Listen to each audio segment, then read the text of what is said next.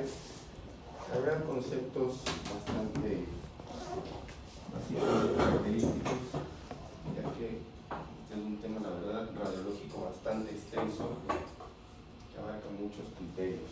Entonces vamos a ver temas o aspectos bastante básicos, sobre todo principales, que debemos tener conocimiento. ¿Va? Entonces vamos a empezar, y esto sea probablemente lo más importante de la clase, el nódulo pulmonar solitario. ¿Cuál es el manejo que se le debe dar? Principalmente dependiendo del contexto del paciente. Entonces, si nosotros tenemos un nódulo pulmonar solitario, tenemos que tener en cuenta que es algo que debe medir entre 4 a 30 milímetros, o sea, de 4 milímetros a 3 centímetros. Siempre lo importante es que tiene que estar rodeado de parénquima pulmonar o pleura, y no suele estar asociado ni a telectasias, ni a neumonías, o tampoco a algún tipo de adenopatía. ¿Okay? Eso es algo muy importante. Entonces, ¿dónde está el nódulo pulmonar?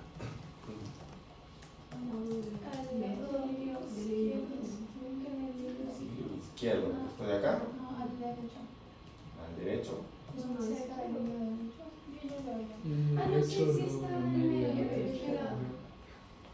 Este es el hilo pulmonar. ¿De qué lado? Derecho, en la sexta costilla. A ver. No sé si 1, 2, 3, 4, 2, 3, 4, 5, 6. Muy bien. La altura del sexto arco. Perfecto. Aquí tenemos una imagen nodular, bien circunscrita, realmente rodeada de parénquima, no se asocia a ninguna otra alteración, no tenemos adenopatías. ¿Quién ve otra lesión? Otra imagen nodular, más pequeña que esa.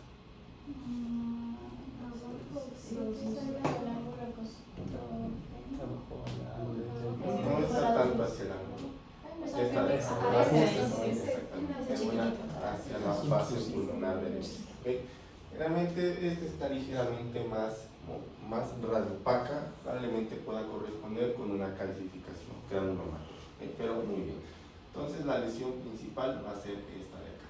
Muy bien. Nosotros hacemos la tomografía y lo que vemos es generalmente esta lesión. Recuerden, una lesión o un nódulo pulmonar suele medir hasta 3 centímetros. Generalmente suelen ser solitarios, y algo muy importante que siempre te tiene que caracterizar cuando ven una imagen nodular o un nódulo pulmonar solitario son los antecedentes del paciente o antecedentes de riesgo. ¿Cuáles serían? Fumar. El tabaquismo es uno de los antecedentes más importantes que tienen que conocer el momento que se observa una imagen nodular. ¿Qué otra cosa? Familiares puede ser, no es del todo antecedentes de algún primario. ¿Ve? Que el paciente tenga algún antecedente de algún primario en cualquier parte del cuerpo, obviamente también cuenta como factor de riesgo. Muy bien, ya vimos las características típicas de un nódulo pulmonar, y también hay otro tipo de nódulo pulmonar. Entonces vamos a tener que hay dos tipos de nódulos pulmonares. Este lo vamos a categorizar como sólido, obviamente tiene contenido de tejidos blandos, un nódulo pulmonar sólido, y a estos les vamos a llamar subsólidos. ¿Por qué se caracterizan los subsólidos? ¿Cómo describirían ustedes esto? Exactamente. Nódulos en vidrio deslustrado. Estos son los típicos nódulos subsólidos. Entonces, ambos van a tener ciertos criterios que tenemos que tener en cuenta para ver cuándo se les da seguimiento o cuándo no. Bien, acá tenemos otra imagen, otra radiografía. ¿Dónde está la lesión?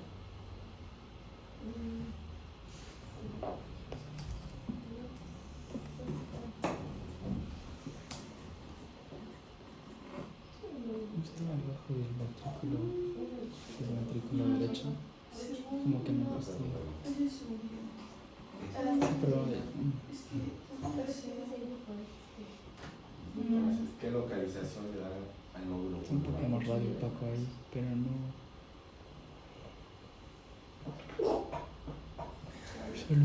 ¿Derecho o izquierdo? Yo digo derecho. Derecho. ¿Hacia dónde? ¿Hacia el ápice o hacia la base?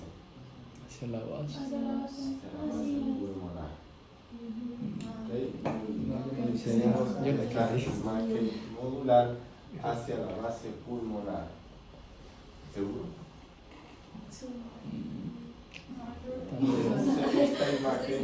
Es un para ataque. que tengan que tener en cuenta que esto, ¿con qué puede corresponder? Con el ángulo, no, con el ángulo. Entonces, obviamente aquí no les puse la lateral, porque si yo les pusiera la lateral no se viera. O sea, no se reflejaría en el parénquima pulmonar. Esto puede corresponder, recuerden, siempre con los pezones. Entonces,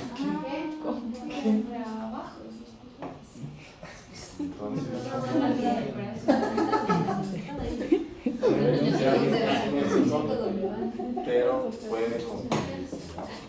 Tienen que tener mucho cuidado con eso, por eso siempre una radiografía lateral. Por eso aquí no tengo la lateral, pero si fuera la lateral no se reflejaría en el parénquima pulmonar. Entonces, recuerden siempre dos proyecciones. Y aquí viene un aspecto muy, muy importante. Y esto es cuáles son las características de los nódulos y cuándo yo debo hacer seguimiento. Entonces, cuando tenemos menos de 6 milímetros, si tenemos un solo nódulo pulmonar, bajo riesgo, lo que habíamos dicho, paciente sano, no fumador principalmente y sin antecedentes familiares o personales principalmente, no se hace rutina. Pero pacientes de alto riesgo, fumadores, aquí vamos a tener en cuenta que alto riesgo, tengamos en cuenta pacientes fumadores o con tabaquismo activo. Y aquí tenemos las diferentes características de esto, por favor, tienen que aprendérselo muy bien. Yo sé que son varios parámetros, pero básicamente esta es una de las cosas más importantes para el seguimiento de estos pacientes, sobre todo con tabaquismo. Entonces, si se dan cuenta, alto riesgo, casi todos los pacientes de alto riesgo, todos, así sea un nódulo menos de 6 milímetros, tiene que realizarse una tomografía computada. Eso es lo más importante, sobre todo hacia los 12 meses. Aquí les ponemos opcional. Esto obviamente teniendo en cuenta en una población generalmente europea o anglosajona que tiene buena educación. En estos medios latinos generalmente de preferencia háganle seguimiento. ¿Okay? Esta que se pone opcional, yo más bien les pondría háganle mejor una tomografía a los 12 meses. Esto es muy, muy importante. ¿Va? Y aquí les dejo los diferentes tamaños. Y como les dije, tenemos los nódulos sólidos y también tenemos los nódulos subsólidos. Los subsólidos tal vez ya son un comportamiento más benigno, por lo que en muchas ocasiones, cuando son menos de 6 milímetros, independientemente si es paciente de riesgo o no de riesgo, no se indica seguimiento. FU es follow-up. Y bueno, más de 6 milímetros ya se puede categorizar como una tomografía de control. Cuando tenemos un componente parcialmente sólido, que de hecho era el que teníamos acá, por ejemplo, esto de aquí. Tenemos el nódulo subsólido, pero tenemos un área ligeramente sólida, ahí igual, menos de 6 milímetros, si se dan cuenta, no seguimiento, más de 6 milímetros, igual. Aquí tenemos las recomendaciones, casi siempre tomografía. Entonces aquí tener parte 6 milímetros, sea solo de subsólido o con componente sólido, no es necesario seguimiento. Más de 6 milímetros, hacerle tomografía 3 a 6 meses. Y en caso de que sean múltiples, ahí sí ya tenemos que hacer tomografía de seguimiento a los 3 y 6 meses. Y después, obviamente, si hay estabilidad a los 2 y 4 años, simplemente se deja de seguir. Porque es importante los nódulos subsólidos. La gran mayoría son benignos. La gran mayoría no resultan ser cancerígenos, pero hay un pequeño porcentaje de estos pacientes que van a desarrollar adenocarcinoma. Entonces, ¿cuáles son los grupos histológicos del cáncer pulmonar? ¿Cuáles recuerdan? Primarios.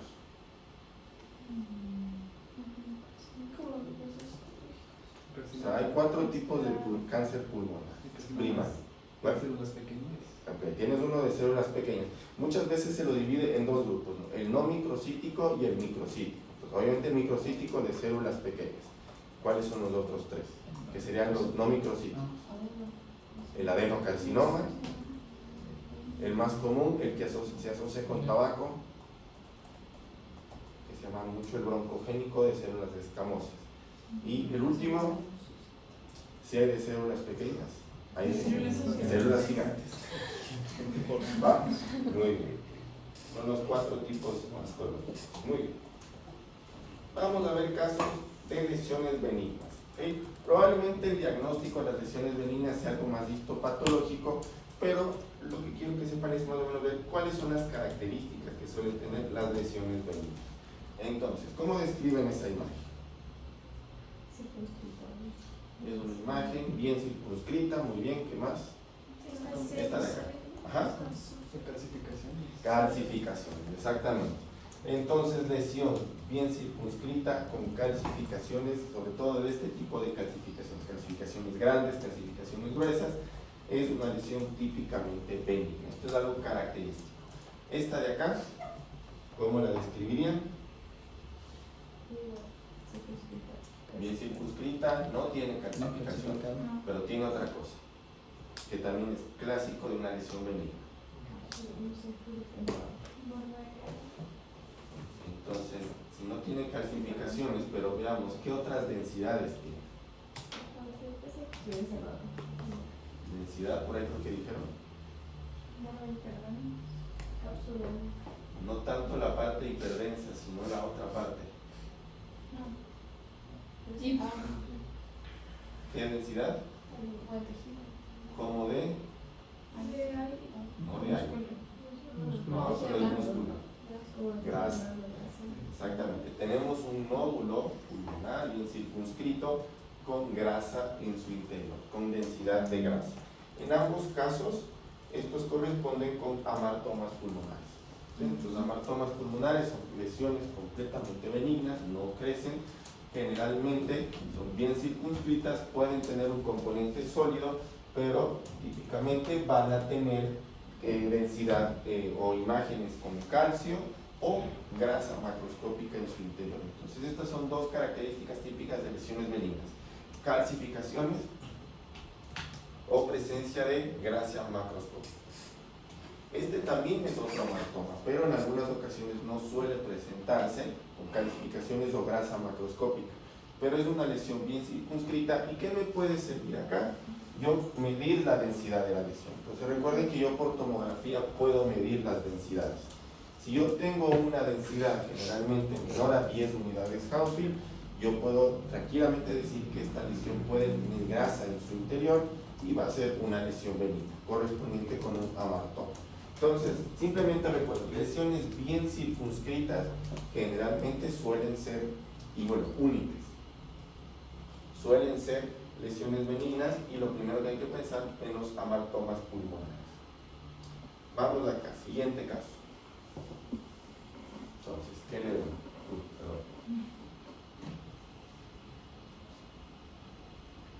Tiene un halo. Entonces, en vez de decirle un huequito, ¿qué le dijera? ¿Cómo se llama cuando tenemos? ¿Cómo se llama eso? Cuando hay... Ya lo vimos.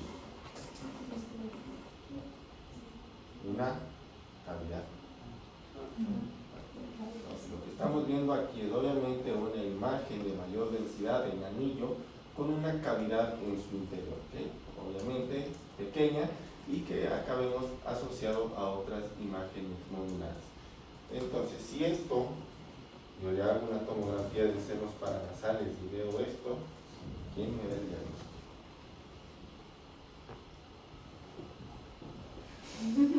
Entonces, vamos a empezar. Acá estamos en senos paranasales. Entonces, ¿cuáles son estos senos? Maxilares, exactamente. En la mitad entre ambos senos maxilares, ¿qué tenemos? Las cavidades nasales. ¿Qué hay en la mitad de las cavidades nasales? ¿El? Pero aquí que está en la mitad, ¿cómo se llama? El tabique nasal o el septo nasal. ¿Qué le pasó aquí al tabique nasal o al septo nasal? Sí, bien. Desviado. ¿Para dónde? No hay septo nasal. Muy para afuera. Y aparte tenemos acá tejido. ¿En dónde? ¿Dónde está toda esta lesión? Está condicionando un exoptálamo, o sea, esto está creciendo hacia la órbita. ¿Qué patología? Recuerden que se asocia con erosión o erosión del tabique nasal.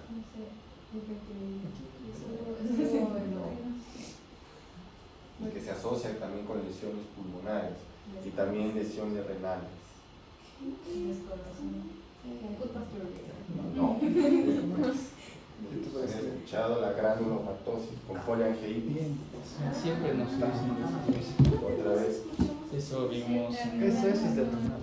vimos Es una de en las correlación de Una de renal las Es una de las- y también en Probablemente lo vean más en la patología renal, que suele asociarse mucho a glomerulopatías, pero generalmente se asocia también mucho a enfermedad pulmonar y sobre todo de senos paranasales. Entonces, ¿cuál es el epónimo de la granulomatosis con poliangiitis? Church-Strauss. No, No. ese es Es la- eosinofilia. Es Ese es granulomatosis con poliangiitis y eosinofilia. Ese es del Church-Strauss. Este es del Wegener, exactamente. La granulomatosis de Wegener o Wegener. Lo que se recomienda mucho es que se diga granulomatosis con poliangiitis. ¿Por qué? Porque ¿quién fue Wegener? No sé. Un Un nazi. Un nazi, exactamente. Un patólogo nazi. Que no hizo su descubrimiento en judíos, pero sí fue partícipe principal del partido nazi. Entonces, granulomatosis con poliangiitis. Y se caracteriza por eso, por presentar micronódulos, sobre todo muchos de estos van a tener cavitaciones. Entonces, ¿qué es lo importante acá? Lesiones cavitadas pueden, sí, en algunas ocasiones ser maligno, pero la gran mayoría suele ser benigno. ¿Qué otra lesión recuerda que se presentaba como una cavitación? ¿Qué patología? La tuberculosis. ¿Qué más? ¿Qué otra? Neumonía Nos preguntaron algunos. por Klebsiella. Recuerden, realmente patógenos que tienden a formar cavidades o abscesos. Muy bien. Vamos. Siguiente. Y bueno, acá tenemos. Acá si ya les pongo una cavidad con una formación de un nivel, generalmente puede corresponder ya con una cavitación secuelar, o en el contexto, si tenemos consolidación alrededor, puede ser una neumonía, probablemente por Klebsiella. Acá tenemos la cavitación. Esto de acá nada más corresponde con una atelectasia. Muy bien. Déjenme ver este de aquí. Bueno, esto ya es algo bastante, ya un poco más complejo. Este paciente tenía artritis reumatoide. Entonces, los pacientes con artritis reumatoide en algunas ocasiones pueden formar estas calcificaciones, que si se dan cuenta tienen un componente nodular. El tener estas cavitaciones con componentes nodulares sí es bastante sugestivo de malignidad, ¿okay? Y tener múltiples probablemente puedan ser siembras metastásicas. Sin embargo, tal vez el antecedente de artritis reumatoide nos puede orientar como primero descartar otras entidades, principalmente estos que se suelen llamarse nódulos microbióticos, que son benignos. ¿Okay? Pero tener una cavitación y múltiples imágenes nodulares, más bien hay que tener alguna sospecha de malignidad, pero los antecedentes, recuerden, siempre son importantes.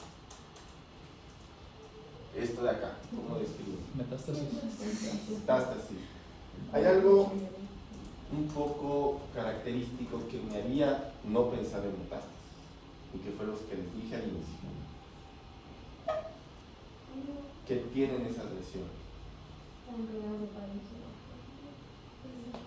Son múltiples, ¿no? Calcificación, exactamente. A ver, ¿ven? Hay unas que tienen mayores densidades, tienen calcificaciones. O sea, estos son nódulos calcificados. Entonces recuerden, tener calcificaciones en una lesión nodular es algo mucho más parabenigno.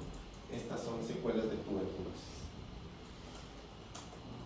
O múltiples nódulos o granulomas calcificados como probables secuelas de tuberculosis. Alguna vez nos dijeron, no sé si me acuerdo mal, que justo las calcificaciones son indicadores de benignidad, a menos que haya antecedente de, creo que era algún cáncer óseo o algo así. Ah, bueno, es verdad. Muchas de los osteosarcomas, sí, exactamente. Obviamente, muchos, sobre todo que tienen matriz condroide, los condrosarcomas principalmente, sobre todo a veces de crestas ilíacas, sí, es verdad. Eso es un concepto muy, muy correcto. Que sí, obviamente no lo vas a tener de esta forma tan diseminada, y obviamente, ahí vamos nuevamente, los antecedentes del paciente. Exactamente. Pero muy, muy buena acotación, bastante bien. Esto de acá ya lo vimos, que es quiste de O un quiste, o qué otra cosa también podrían pensar. Si la pared fuera más delgada, una bula, exactamente. Pero muy bien, esto es un quiste pulmonar. Entonces recuerden, los quistes pulmonares en el pulmón son cavidades aéreas, ¿va? Asociado un poco aquí al telectasio probablemente. Acá tenemos el corazón. ¿Esto de acá qué es? La aorta descendente. Muy bien. Entonces recuerden, quistes pulmonares también típicamente benignos. Muy bien, esto de acá, ¿qué les parece?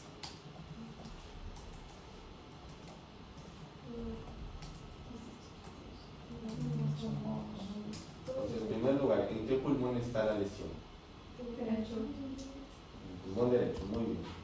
¿Qué les parece? ¿Cómo describirían esa lesión? Primero veamos sus márgenes, o ¿está bien circunscrita o no está bien circunscrita? No la vemos bien circunscrita, ok. Tal vez probablemente hay un sitio que sí está bien circunscrito, pero acá como que ya está muy difuminado, muy borroso. Entonces, ¿dan un diagnóstico o quieren pedir otro estudio? Una lateral, no tenemos lateral ambiental. Y así les van a llegar, por eso siempre piden dos proyecciones. Entonces, ¿qué hacemos? ¿Le mandamos al paciente, vaya, tómese la lateral, o mejor le pedimos tomografía? La tomografía, mucho mejor.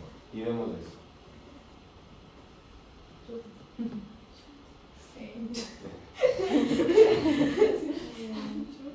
¿Qué morfología tiene?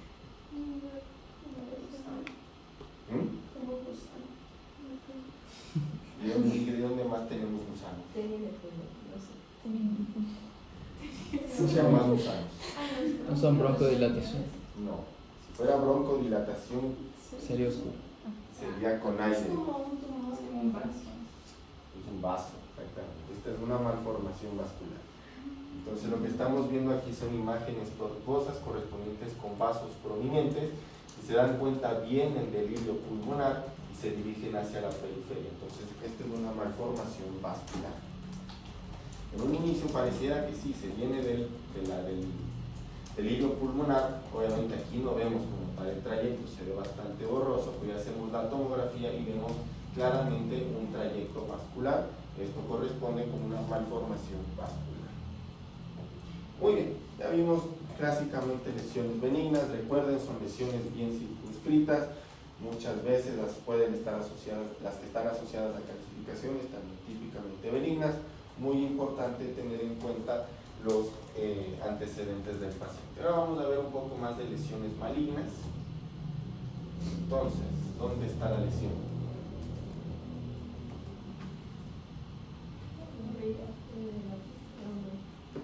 Los ápices, no, no están los ápices.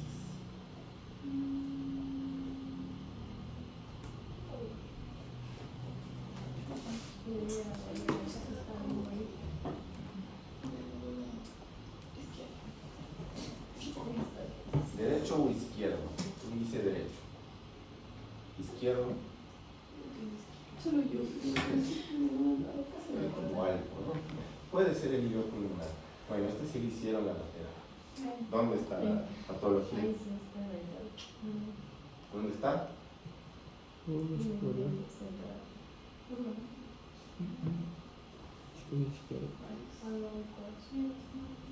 ¿En qué parte, o hacia qué parte del mediastino se proyectaría? Obviamente no está en el mediastino, pero ¿a qué parte del mediastino se proyecta la lesión? No. Mediastino. El anterior, ¿de dónde a dónde va? Hacia borde posterior de la tráquea, perdón, borde anterior de la tráquea y borde posterior del corazón. O sea, de aquí para acá, mediastino anterior. De aquí hasta ligeramente 2 centímetros por atrás de la columna vertebral, mediastino medio. Y este es el mediastino posterior. ¿En dónde está esta lesión? Proyectado en el mediastino medio. Entonces, lo correcto sería un poco decirle muchas lesiones muy difíciles de diagnosticar son las lesiones retrocardíacas, que es la que estamos viendo acá, porque muchas veces no tenemos el signo de la silueta. Obviamente hacemos la tomografía y ya tenemos esta lesión. Entonces, características de una lesión, obviamente lesión nodular bastante grande, unos bordes ligeramente irregulares, sobre todo acá, y aquí tenemos estas características que suelen ser las espinas. ¿Qué más le ven? Una calcificación del otro lado, obviamente está completamente benigna. Y bueno, esto sí ya es clásico, ¿no? Muy típico, esto ya es muy típico de cáncer pulmonar, una lesión tumoral maligna. ¿Qué más tienen estos pacientes? Sobre todo en este de acá, creo que este es el que mejor se ve. Obviamente tienes un nódulo irregular, espiculado, clásicamente de morfología maligna, pero hay algo más que tienen estos pacientes y en este yo creo que es la mejor imagen que se ve. ¿Qué más tiene? Oscuro.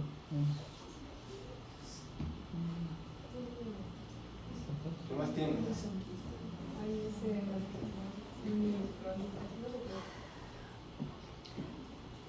¿Qué son estas áreas? Oscuro, sí. ¿Tienen pared? Enfisema. Es de enfisema. Se asocian con enfisema, o sea, es un paciente, estos son pacientes fumadores. Entonces, recuerden, el antecedente del tabaquismo es altamente, son pacientes con alto factor de riesgo para el desarrollo de cáncer, principalmente el broncogénico. Típica lesión maligna, esto no hay a dónde más irse, es una lesión bastante clásica, nodular, en este caso suele ser bien circunscrita, pero bordes espiculados, y recuerden siempre los antecedentes, y si en este caso podemos, claramente vemos que tiene enfisema. Esto de acá, ¿qué es? Muy fácil. Estos son metástasis, y estas son otras típicas lesiones bastante frecuentes, lamentablemente, en el pulmón. Ahora bien, ¿qué les parece estas metástasis? Si hacemos ya la tomografía. Les pongo este caso porque este es un caso típico de un tipo de metástasis que les llaman mucho de esta morfología bien circunscrita, redondas, que les llaman bolas de cañón. Balas de cañón. Este es típico de él. Este es un paciente joven, hombre. Puede ser el típico, las típicas metástasis de un seminoma. Entonces, seminoma, tumor testicular. Entonces, metástasis o balas de cañón, lesiones múltiples, bien circunscritas, paciente joven, probablemente tumor del seminoma. Ajá, acá donde está la lesión.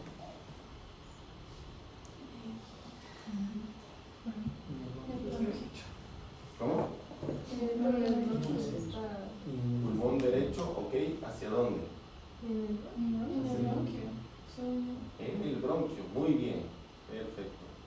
¿Cómo llamarían esa lesión? Intraluminal, perfecto, muy bien. Clarito será. Estas son lesiones intraluminales, entonces no necesariamente vamos a tener que enfocarnos siempre en el parénquima pulmonar, sino también veamos siempre la vía aérea. Y muchas veces el cáncer o el tumor puede empezar acá. ¿Qué tumores pueden tener un crecimiento dentro de los bronquios? A veces los tumores neuroendocrinos. O sea, algún tipo de tumores neuroendocrinos pueden tener un crecimiento endoluminal. ¿Qué más le ven? ¿Algún otro hallazgo que les llame la atención? Algo tal vez un poco más sutil, que también está en el pulmón derecho. Exactamente. Aquí vemos un poco de vidrio deslustrado. Esto puede corresponder con un área en proceso inflamatorio, una neumonitis, un proceso inflamatorio que recién esté comenzando. Muy bien. Pero la lesión es endoluminal. Muy bien. Y bueno, aquí les dejo el caso de por qué las lesiones endoluminales generalmente no suelen ser un tumor típico de pulmón o broncogénico microcítico, sino que suelen ser neuroendocrinos, y recuerden que los tumores neuroendocrinos no suelen captar con el FDG o el PET-CT clásico, sino que suele ser con galio 68 o dotatate, que es un fármaco especial para tumores neuroendógenos.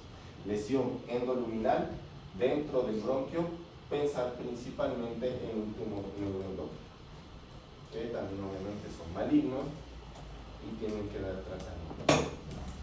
Yo creo que con este ya es el último caso. Pero este es un patrón muy clásico de este tipo de cáncer. Muy consolidación. Consolidaciones, o sea, en un inicio tú puedes decir que pueden ser consolidaciones y tal vez no tienen ¿qué patrón le darían a esto? O sea, ¿qué distribución tiene? Bilateral, muy bien. Muchas veces, ¿cómo se le llama este patrón? Que va desde los hígados del centro de la periferia. Eso suele ser típico en qué? Edema agudo de pulmón, exactamente. Pero esto no es edema agudo de pulmón. El paciente tiene SIDA. Entonces, más fácil, ¿qué tiene?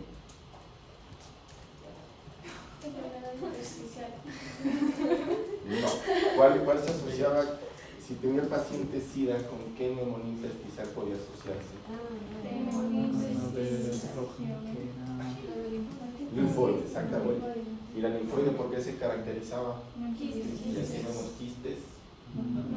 No se ve quistes, se ve más bien como áreas radiolúcidas. El paciente tampoco tiene algún dato de cardiopatía como para pensar edema agudo de pulmón, tiene SIDA. Hacemos la tomografía, vemos esto.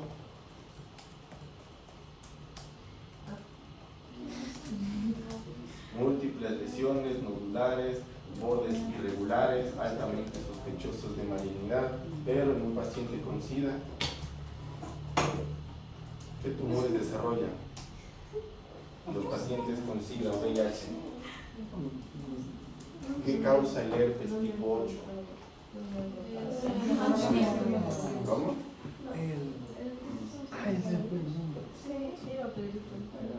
Las infecciones del herpes, sobre todo el tipo 8, suelen condicionar sarcoma de Kaposi. Es del sarcoma de Kaposi. Recuerden, los antecedentes del paciente son muy importantes. Este es un sarcoma de Kaposi. ¿Listo? ¿Dudas? ¿Preguntas? Yo creo que lo importante es